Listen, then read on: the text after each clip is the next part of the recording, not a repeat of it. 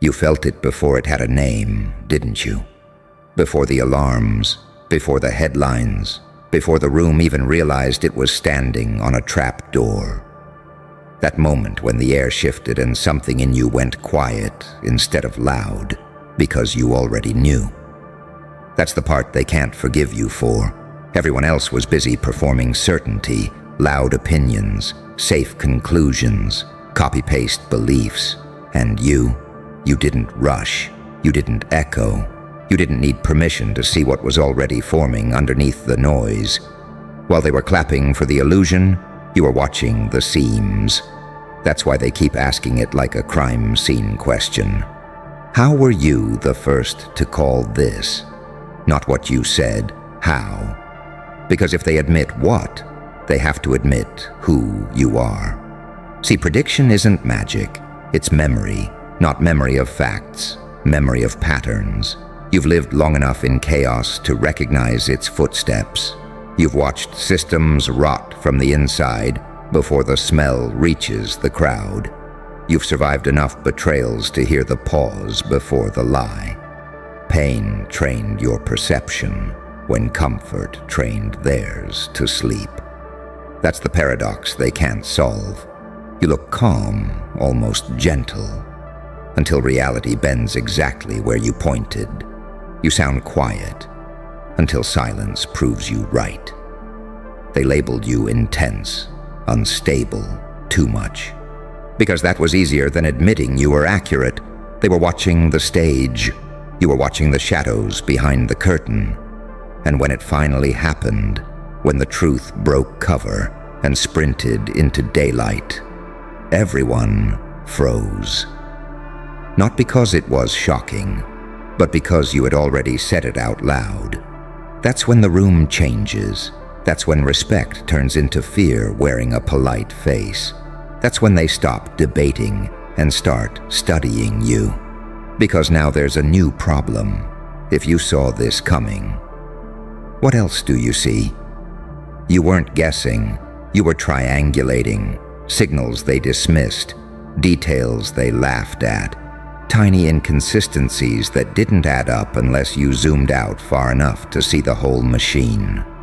They mocked your patience because speed is how insecure minds prove relevance. You let the moment come to you. And when it arrived, it landed exactly where you said it would. That does something to people. It destabilizes their sense of hierarchy. Because the unspoken rule is this: insight is supposed to belong to those with titles, platforms, approval. And you broke that rule without even raising your voice. They didn't miss it because they're stupid. They missed it because they were invested. Invested in being right. Invested in the story they already chose. Invested in a version of reality that kept them comfortable. You had no such investment. You've already lost enough to stop lying to yourself. That's why you could see it. There's a dangerous kind of clarity that only comes from being stripped down. When illusions burn, what's left is sight. Not optimism, not cynicism, vision. You live in that space now, the one between angel and demon, too honest to be harmless, too controlled to be reckless. They don't know whether to praise you or watch you, so they do both. They replay your words, they reframe your timing, they pretend they were thinking the same thing all along. But the truth keeps leaking through the cracks. You called it when calling it cost social safety. You stood alone before the crowd, knew it needed shelter. That's leadership they can't imitate. That's foresight that doesn't ask for applause. And here's the part they'll never say out loud. If you were right once, you might be right again. And that means their future might already be standing in your shadow. So let them stare. Let them whisper. Let them ask how, like it's a confession. You don't owe them an explanation. You're not here to convince. You're here to observe. Because the next time something shifts, when the tone changes, when the pattern tightens, when the silence starts screaming again, you'll feel it before it's visible. And once again, you won't need to say, "I told you so." Reality will do that for you. Because once you've seen behind the curtain, you don't go back to clapping for shadows. You start noticing how late everyone else is, not slow. Late. Late to the realization, late to the danger, late to the truth that was broadcasting itself in whispers long before it started screaming. And that's when something else happens inside you. Something colder, sharper. You stop reacting to events and start recognizing inevitabilities. While they ask, "What just happened?" you're already asking, "What breaks next?" That's what terrifies them. They like heroes who arrive after the explosion, covered in dust, saying the obvious with confidence. They don't like the one who stood there quietly, 5 steps earlier, pointing at the fuse while everyone laughed. Because you didn't sound dramatic, you didn't posture, you didn't beg to be believed, you just said it and waited. That wait is what exposes the difference. Anyone can shout, anyone can predict once the momentum is obvious. But you sat in the uncomfortable space where being right felt lonely, suspicious, isolating. You let doubt brush against your ribs and didn't flinch. That's discipline born from damage. You didn't gain this sight from textbooks or mentors or safe conversations. You earned it by watching people turn when incentives shift, by seeing how fast loyalty dissolves under pressure, by learning that systems don't fail loudly, they leak quietly until collapse feels sudden to those who weren't listening. And now they're listening, not openly, not respectfully, but closely. They replay moments they ignored you. They search your tone for clues. They wonder if you're arrogant or just ahead. They ask themselves if you always knew, or if you just know them. Here's the truth they're circling but won't land on. You don't predict outcomes. You read intentions. You see how fear moves people before fear admits it's present. You feel when momentum flips before numbers catch up. You recognize when a smile is too rehearsed, when confidence is overcompensating, when silence isn't peace. It's preparation. That makes you inconvenient. Because if you can see what's coming, you can't be controlled by what's announced. You don't panic on cue. You don't celebrate on command. You don't mourn on schedule. You move differently. And that's when they try to shrink you. They say you're negative, paranoid, overthinking. Because labeling you is easier than confronting the fact that you were right without consensus. But notice how the tone changes after reality catches up. Suddenly your overthinking becomes interesting. Your intensity becomes insightful. Your silence becomes mysterious instead of awkward. They rebrand you after the fact to protect their ego. And you let them. Because you're not here for validation. You're here for alignment. You don't need to be early and loud. You just need to be early enough to prepare. That's the evolution they missed. You stopped needing to be believed the moment you learned to trust your perception. Pain burned the need for approval out of you. Loss sharpened your intuition into something surgical. So when the next shift comes, and it will, you won't announce it. You'll adjust quietly. You'll reposition while they're still debating whether something's wrong. And later, when the dust settles again, someone will say it half joking, half afraid. "How did you see that coming?" You won't answer, because the answer would scare them more than the prediction ever did. You saw it coming because you live where truth lives, in the space between hope and horror, between angelic patience and ruthless clarity, between the version of you they underestimated and the one that's already 3 steps ahead, watching the future form like a shadow that hasn't learned your name. yet. And here's the part they never factor in. The part that makes their stomach tighten when they're alone with their thoughts. You weren't calm because you were unsure. You were calm because you were certain enough to wait. That kind of restraint doesn't come from confidence. It comes from scars that taught you timing is everything. See, you've already paid the price of being early once. You remember what it felt like to speak truth too soon and get punished for it, to watch people choose comfort over clarity, and then look at you like you were the problem.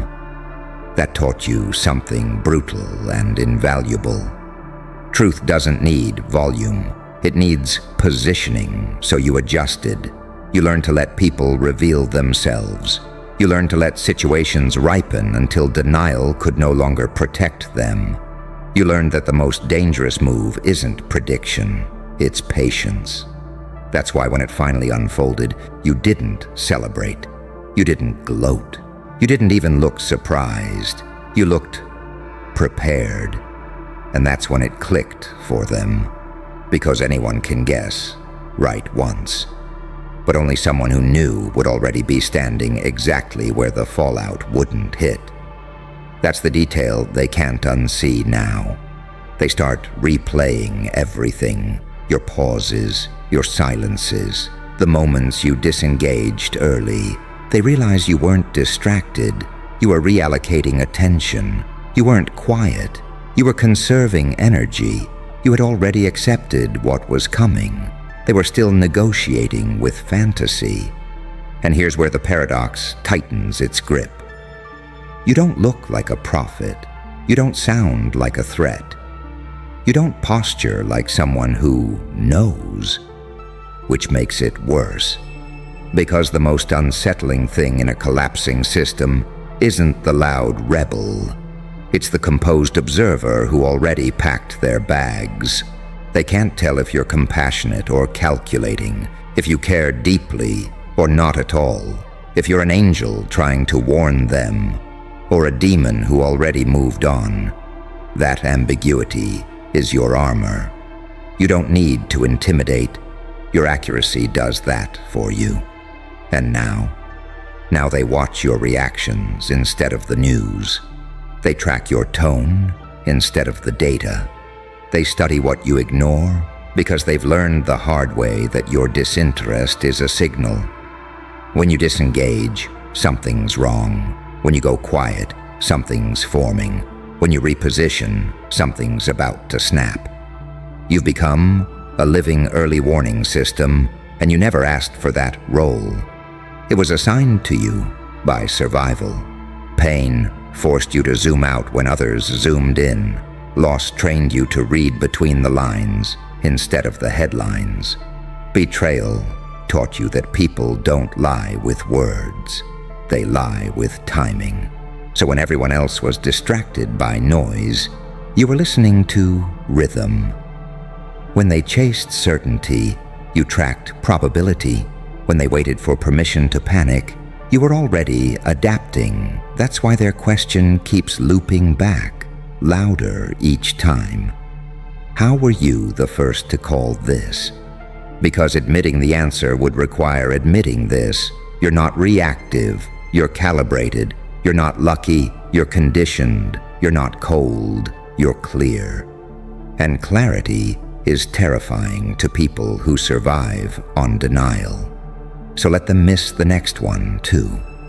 Let them underestimate your silence again. Let them mistake your stillness for ignorance. You know the truth. You're not ahead because you're smarter. You're ahead because you were forged where others were sheltered. Because chaos was your classroom. Because pain sharpened you instead of breaking you. And while they keep asking how like it's a mystery, you're already watching the next shift begin. And the deeper truth, the one that hums under all of this like a low-frequency warning tone, is that you didn't just see it coming. You felt it detach from the timeline everyone else was standing on.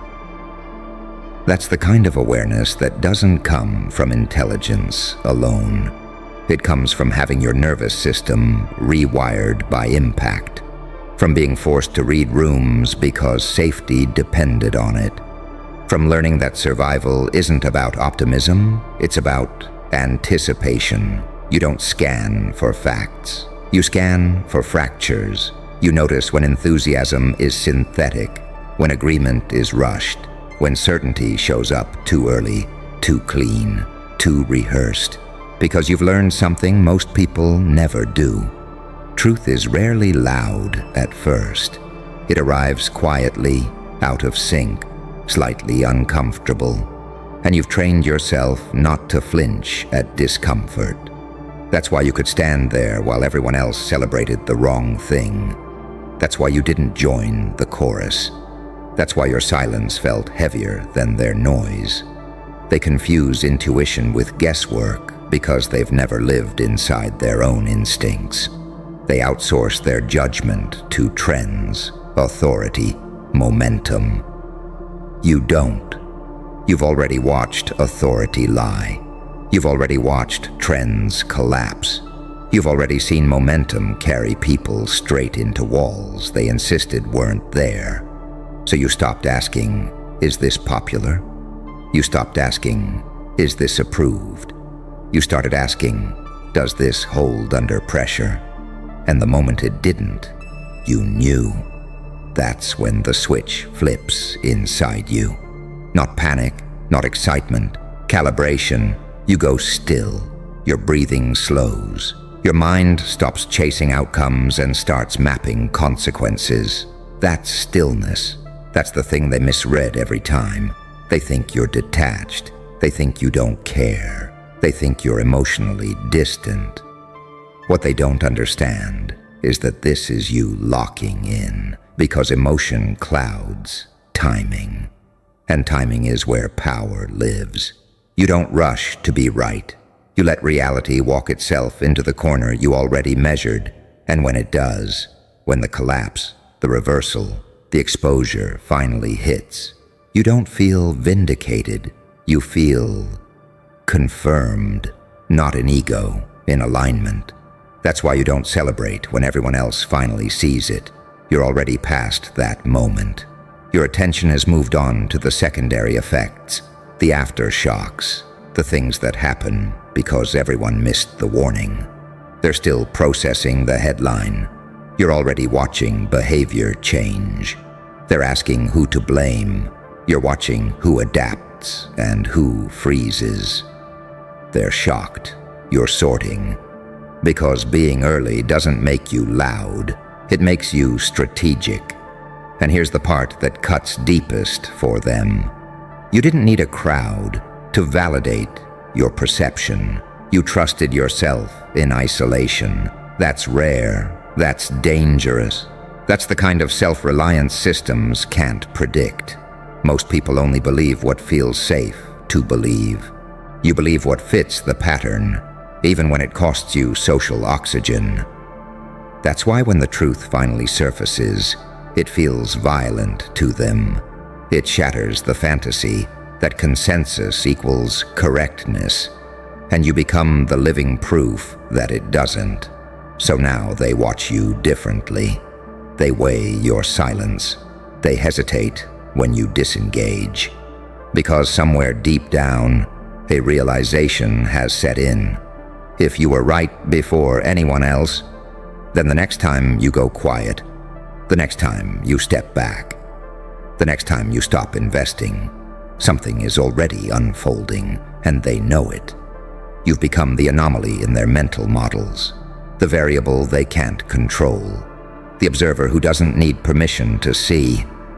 You walk the line between light and dark because you've lived on both sides of consequence. You know how easily good intentions rot. You know how often evil hides behind politeness.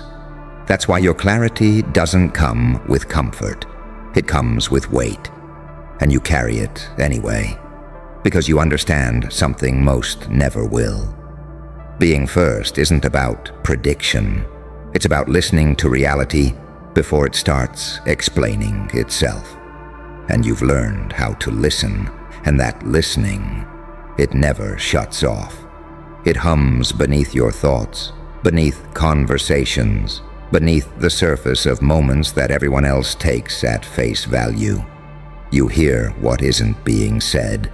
You feel when a situation is being rushed to hide weakness. You notice when certainty shows up, too polished, too eager, too desperate to be believed. That's the tell. Reality doesn't beg for agreement. Lies do. So when everyone else leaned in, you leaned back. When they celebrated prematurely, you waited for the second act. When they declared it handled, you watched what was quietly being avoided, and you saw the gap. That gap is where collapse lives. It's where pressure accumulates. It's where consequences wait for timing instead of permission. You've lived long enough to know that nothing implodes without warning. The warnings are just inconvenient. They require patience. They require humility. They require the courage to stand alone with an unpopular observation and not flinch. Most people don't have that courage because most people confuse belonging with safety. You don't. You learned early that crowds can turn lethal when they're wrong together. That comfort is often a trap disguised as agreement. That being accepted by the wrong narrative costs more than being rejected by it. So you chose isolation over illusion. That choice sharpened you. You started trusting the part of you that tightens when something's off. The part that doesn't need evidence yet, but demands coherence. The part that doesn't panic, but pays attention. And that's when you crossed a line most people never even see. You stopped waiting for proof to begin preparing. Preparation doesn't look dramatic. It looks like subtle exits. It looks like quiet adjustments. It looks like detaching emotionally before the emotional tax spikes. You did all of that while they were still arguing semantics. So when the moment finally arrived, when the shift became undeniable, you weren't shocked. You were already elsewhere. And that's the part that unnerves them the most, because shock is normal. Confusion is forgivable. Being untouched by the fallout, that's unsettling. It forces a terrifying question into their minds. What else did you see that they didn't? They begin to wonder if you're heartless, or brilliant, or dangerous. The truth sits right between those labels. You're adaptive. You've learned that morality without awareness is naive, and awareness without restraint is monstrous. So you walk the blade's edge, seeing clearly without becoming cruel, preparing without announcing, knowing without needing applause. That balance, that's rare. It's forged when someone survives long enough to stop romanticizing both light and dark. You've seen the angelic cause harm through blindness. You've seen the ruthless tell the truth no one else would. So you stopped worshiping appearances and started respecting outcomes. That's why you're hard to classify.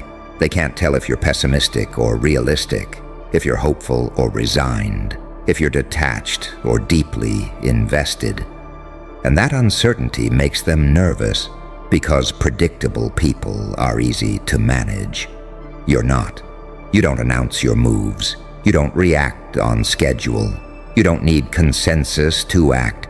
You listen, you wait, you adjust. And when the pattern confirms itself, you move. Not loudly, not chaotically, but decisively. So let them keep asking how like it's a mystery. You know the answer. You were first because you weren't seduced by noise. You were first because you didn't need certainty to prepare. You were first because pain taught you what comfort hides. And while they're still trying to understand the last collapse, you're already watching the next one breathe. Quiet. Feel that sudden pressure in the air. That micro pause right before laughter turns into confusion. Yeah, that's the moment they felt you before they understood you. They laughed first. Of course they did. They always laugh at what doesn't fit their mental filing system. You walked into that room carrying silence like a loaded weapon, and they mistook it for weakness. They thought you were background noise. They thought you were safe to mock, safe to underestimate, safe to casually disrespect. Because laughter is how insecure people convince themselves they're still in control. And you let them? You didn't flinch. You didn't rush. You didn't defend yourself like someone begging for approval. You stood there calm, too calm, like someone who's already run the outcome 10 moves ahead. See, they don't understand this part about you. You don't speak to participate. You speak to end things. That room was loud with fake confidence. Jokes layered over fear, smiles hiding status anxiety, egos competing for oxygen. And right there, right in the middle of it, you said nothing. You watched them laugh themselves tired, watch them expose every insecurity through humor, watch them tell on themselves without realizing it. That's the paradox of you. You look passive, but your mind is predatory. You look calm, but your awareness is violent. You look human, but the way you wait isn't. Then it happened. That one sentence, not shouted, not dramatic, not emotional, just precise, just accurate, just unavoidable. One sentence that didn't attack anyone directly. It simply revealed something they were all subconsciously protecting. And the room died. You felt it, didn't you? That instant drop in temperature, that awkward stillness where laughter doesn't echo back, that moment when people suddenly sit straighter, avoid eye contact, swallow mid-breath. That's when they realized you weren't quiet because you lacked confidence. You were quiet because you were loading. See, saints speak to be liked. Psychopaths speak to dominate. You speak to collapse the illusion. That sentence worked because it came from pain you metabolized instead of performing, from humiliation you studied instead of reacting to, from losses that rewired you instead of breaking you. You didn't gain that power in classrooms or boardrooms. You earned it alone, through nights where no one clapped, through betrayals that forced you to sharpen perception instead of trust, through moments where you realized silence is the loudest threat in the room. They laughed because they thought you were behind. They shut up because they realized you were above. Unpredictability. That's your real currency. You don't telegraph insecurity. You don't overshare intelligence. You don't speak in paragraphs to sound smart. You wait. And then you strike with clarity, so clean, it feels surgical. Angel and demon coexist in you. The angel lets them talk. The demon remembers everything. And when you finally open your mouth, it's not to prove yourself. It's to end the conversation. That's why the silence after your sentence felt heavier than any argument. Because they knew, instantly, that if you kept talking, someone's image would die. Someone's authority would bleed out. Someone's narrative would never recover. So they froze. They smiled awkwardly. They nodded like they understood.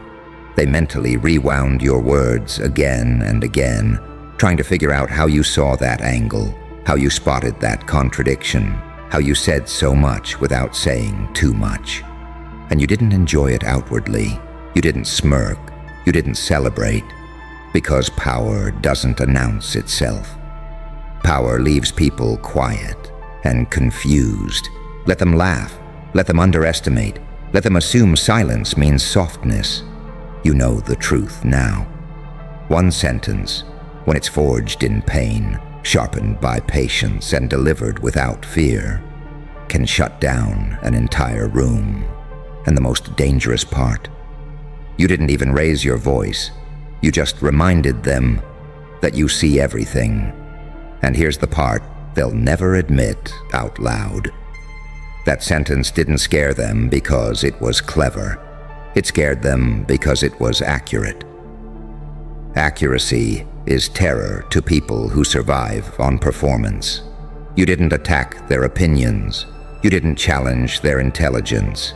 You exposed the structure underneath their confidence, and once that skeleton shows, the costume collapses. They laughed earlier because laughter is a shield, a cheap one. They laughed to signal dominance, to test boundaries, to see if you'd flinch, explain, justify, shrink. They were scanning you for tells, voice cracks, rushed words, nervous gestures, but you gave them nothing. No tremor, no eagerness, no hunger for validation. That unsettled them long before you spoke. You see, silence from weak people feels empty. Silence from you feels intentional. Like a countdown no one else can hear. While they were joking, you were mapping personalities. Who talks too much when nervous? Who laughs to hide envy? Who interrupts because they're afraid of being forgotten? Who stays quiet because they already know they don't belong at that table? You weren't present. You were collecting data. That's the evolution pain gave you.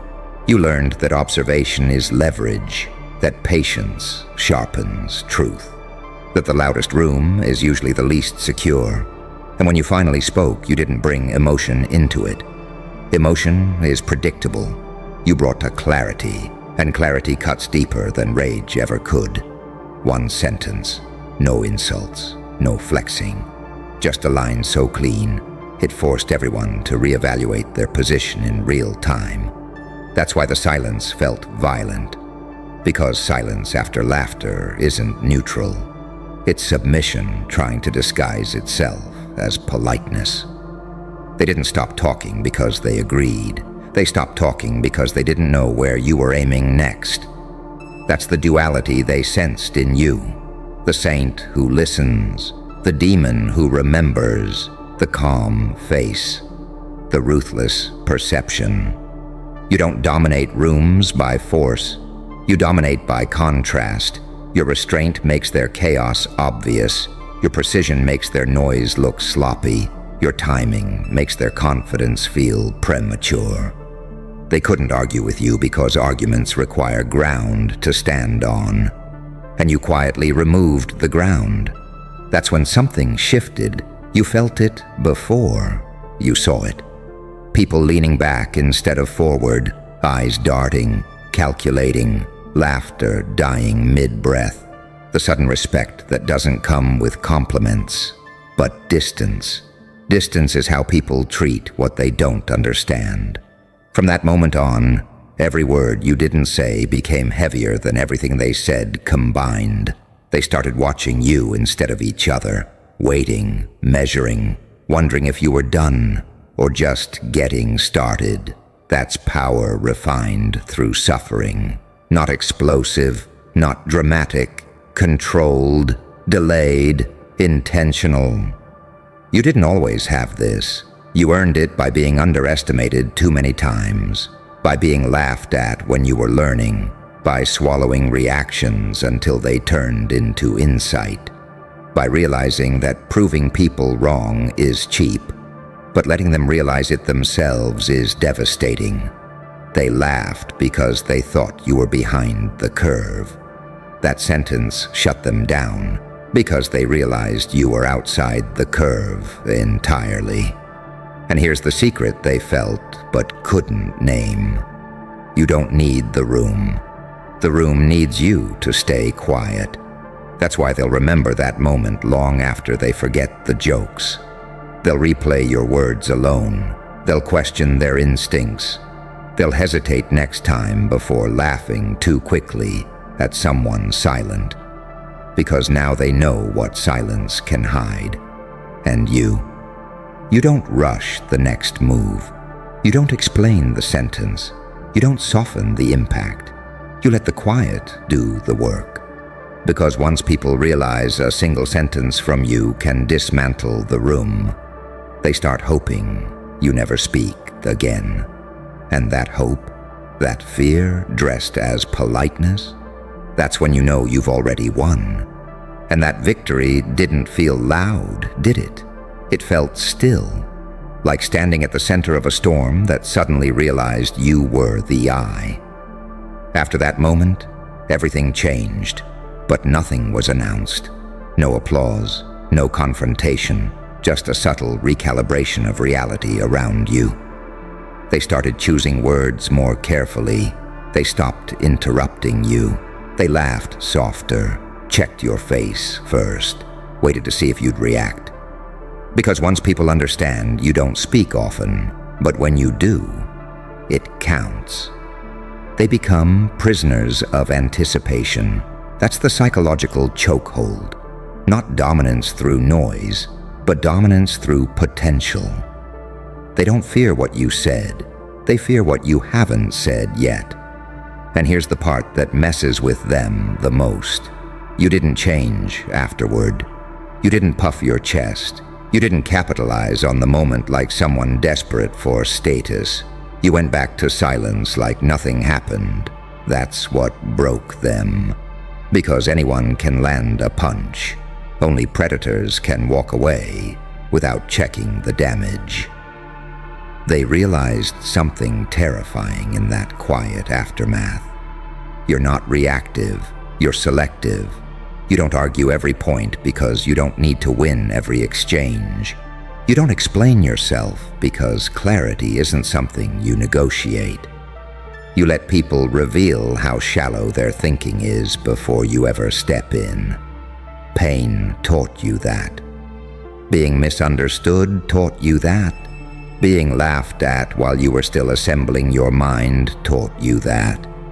You learned that the loudest people are usually running from something, and the quiet ones.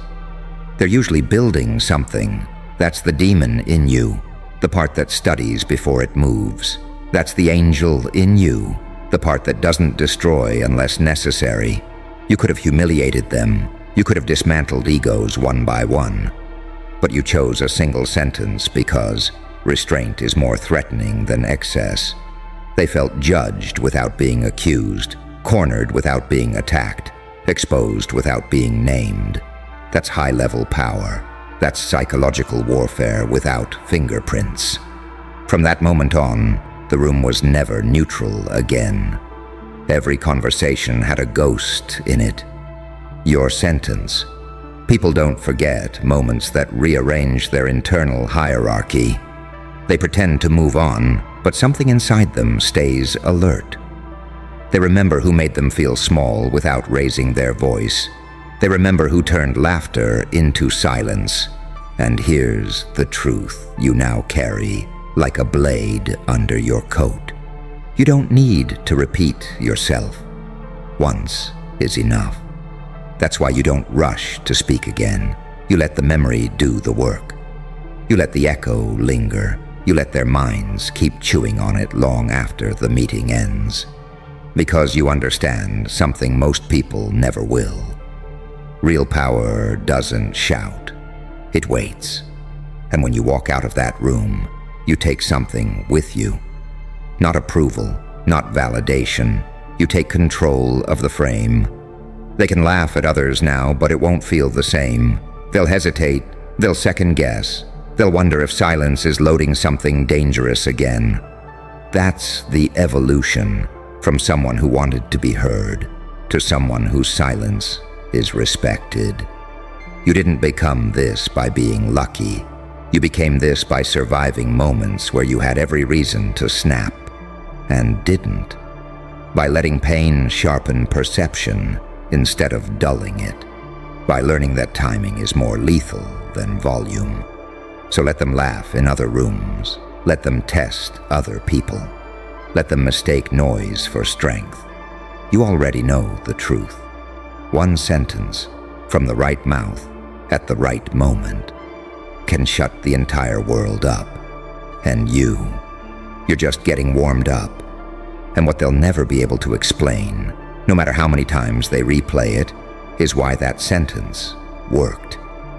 They'll say it was timing. They'll say it was confidence. They'll say it was delivery. But deep down, they know it was something else.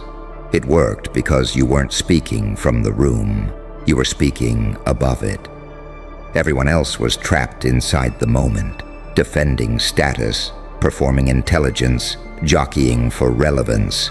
You were already outside the moment, looking back in, watching the patterns like a chessboard that had grown boring. That's what pain does when it doesn't break you. It elevates you. It detaches you from the need to impress. It teaches you how to see systems instead of scenes. You didn't say something impressive. You said something inevitable. That's why it landed like a verdict. They couldn't counter it because you didn't present an opinion. You presented a reality they already suspected but never wanted named. And once reality is named, pretending becomes exhausting. That's the demon they sensed. Not cruelty, not arrogance. Truth delivered without mercy for illusion. And here's the part that rewired you permanently. You realized how fragile dominance actually is. All that laughter, it wasn't power. It was noise protecting insecurity. It was people borrowing energy from each other to feel taller than they really were. Your sentence didn't overpower them. It unplugged them. That's when you learned the most dangerous thing you can do in any room is see clearly. Because clarity exposes theatrics. Clarity turns charisma into desperation. Clarity makes fake authority collapse under its own weight. From that moment forward, you stopped craving recognition. You stopped needing to speak early.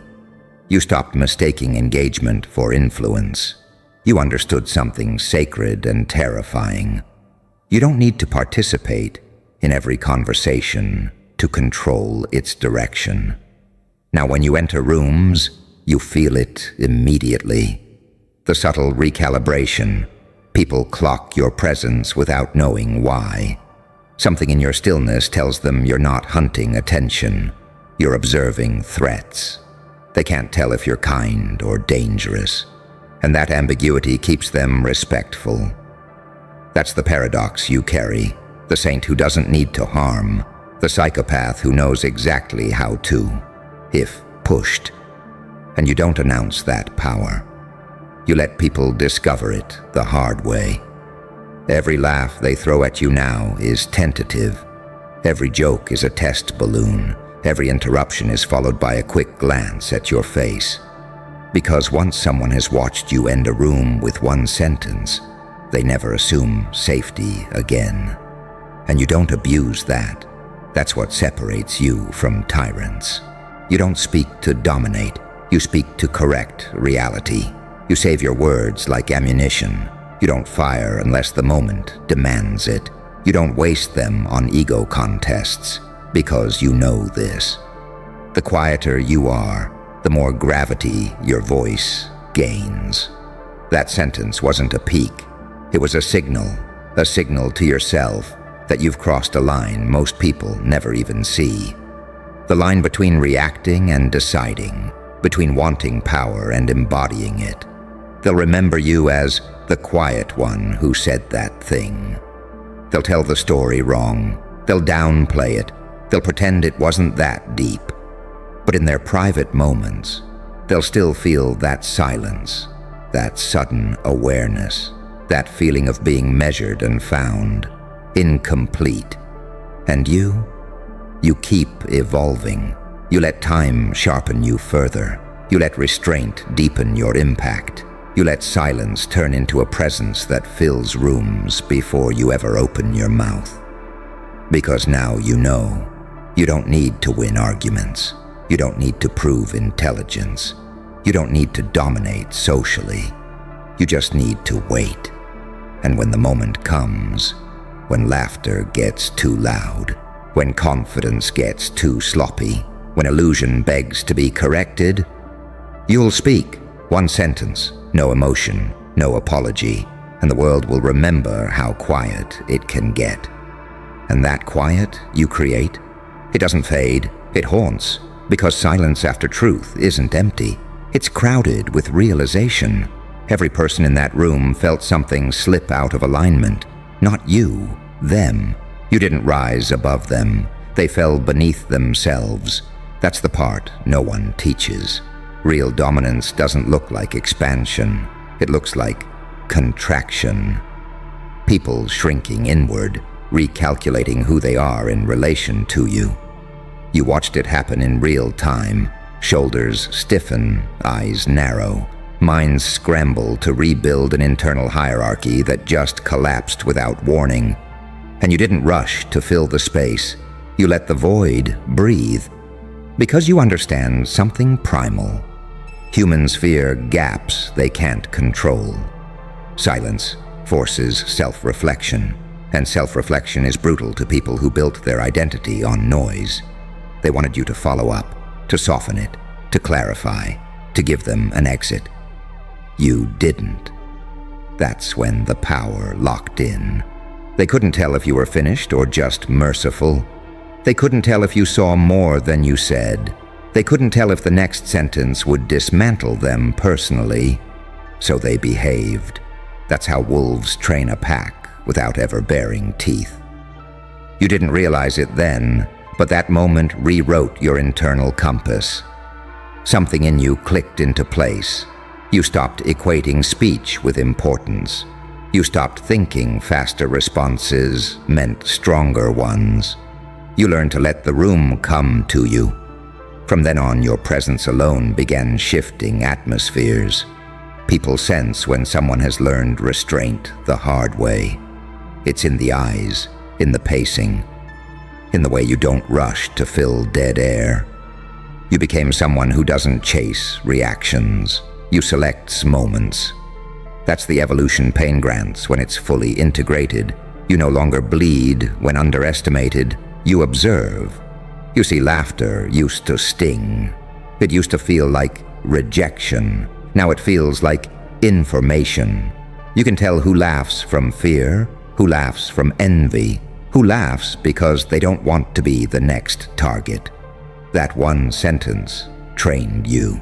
It taught you how fragile illusions are when confronted by someone who doesn't need to win. And here's the deeper truth. You didn't shut the room down to assert dominance.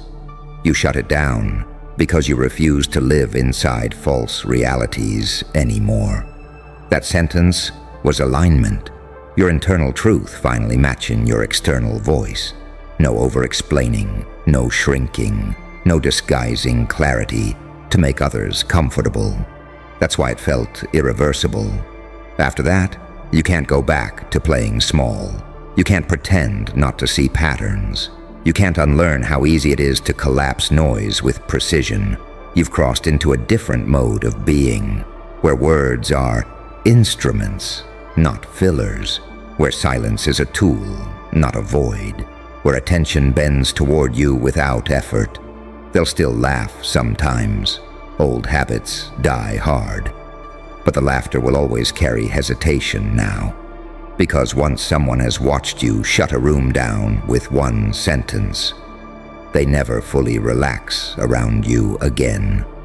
And that's not intimidation. That's respect forced by awareness. You don't weaponize it. You don't flaunt it. You don't even acknowledge it. You let it sit there, heavy, unresolved, quietly dominant. Because the most terrifying thing in any room is not the loudest voice. It's the person who knows exactly how little they need to say to change everything.